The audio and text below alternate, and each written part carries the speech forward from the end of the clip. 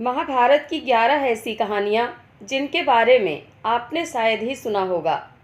आपको धार्मिक ग्रंथ महाभारत से जुड़ी अलग अलग कई कहानियों के बारे में मालूम होगा, लेकिन इनमें कई ऐसी भी कहानियाँ हैं जिनके बारे में आप शायद ही जानते हों।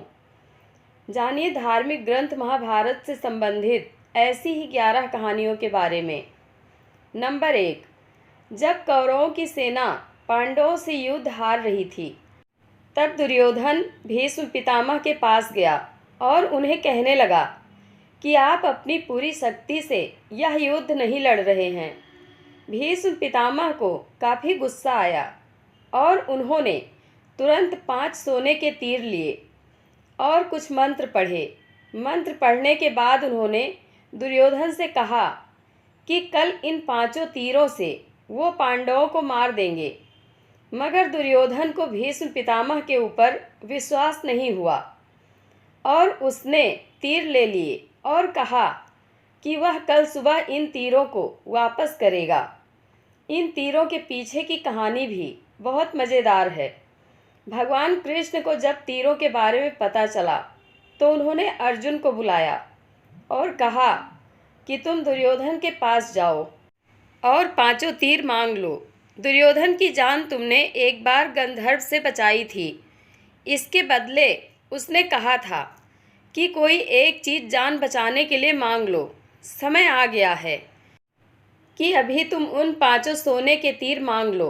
अर्जुन दुर्योधन के पास गया और उसने तीर मांगे। क्षत्रिय होने के नाते दुर्योधन ने अपने वचन को पूरा किया और तीर अर्जुन को दे दिए। नंबर 2। आपको धार्मिक ग्रंथ महाभारत से जुड़ी अलग अलग कई कहानियों के बारे में मालूम होगा, लेकिन इनमें कई ऐसी भी कहानियां हैं जिनके बारे में आप शायद ही जानते होंगे। महाभारत के आदि पर्व में कौरवों के गुरु द्रोणाचार्य के बारे में कहा जाता है कि वो अपने माता पिता के परस्पर मिलन से नहीं, बल्कि एक विचित्र विधि द्वारा पैदा हुए थे, जिसे आज के भौतिक युग में टेस्ट ट्यूब बेबी के नाम से जाना जाता है।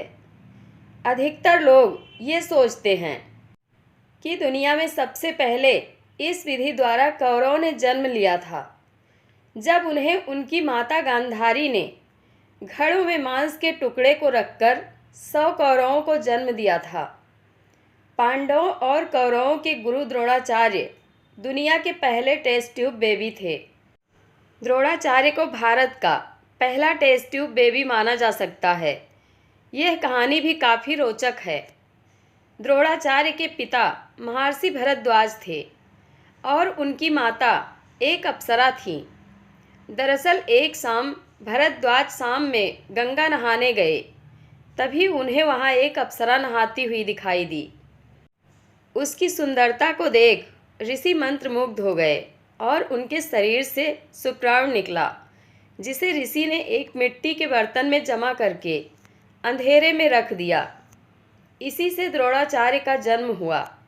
नंबर 3।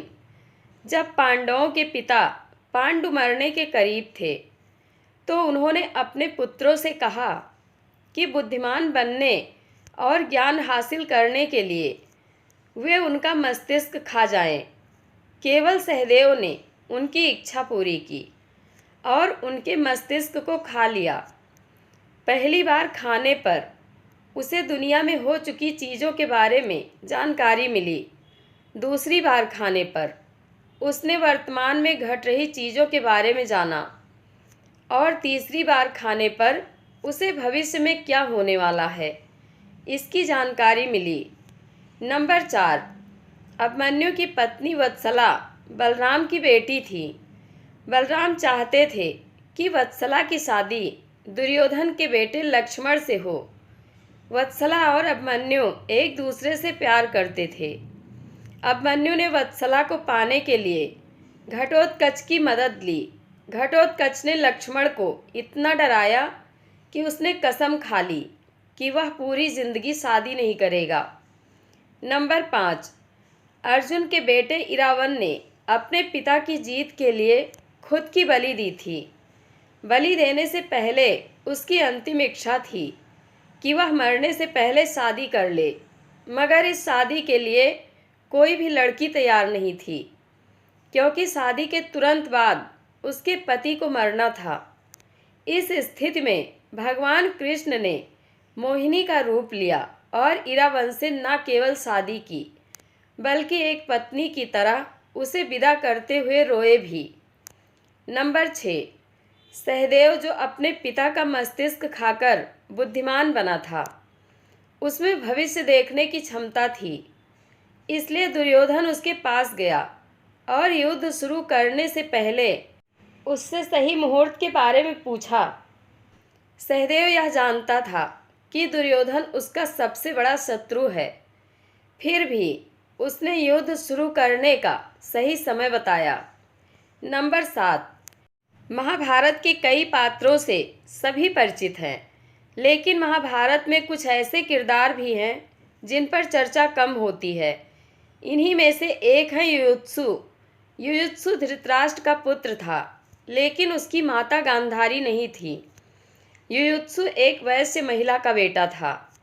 दरअसल धृतराष्ट्र के संबंध एक दासी के साथ थे, जिससे युयुत्सु पैदा हुआ था। महाभारत युद्ध में युयुत्सु ने पांडवों का साथ दिया और उन्हीं की तरफ से युद्ध भी लड़ा।